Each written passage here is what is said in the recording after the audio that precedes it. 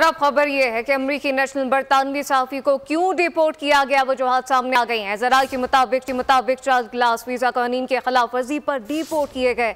बरतानवी सहाफ़ती वीज़े पर पाकिस्तान आए थे, लेकिन वो मखसूस एजेंडे के तहत सरगर्मियों में मुलव्वस पाए गए। इस मुतालिक मजीद क्या तफसीलात हैं, सलमान अवान से जानते। सलमान, आगाह कीजिएगा।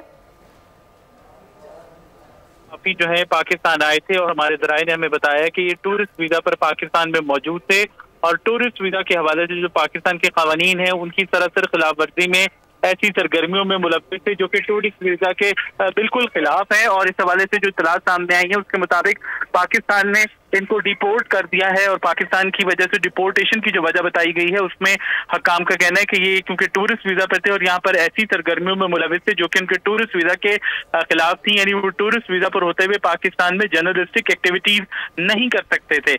इसी वजह से उनको डिपोर्ट कर दिया गया है और इस हवाले से ज़राए ने इसकी तस्दीक भी की है। जी, ज़राए ने इसकी तस्दीक की है। सलमान अमान, बहुत शुक्रिया।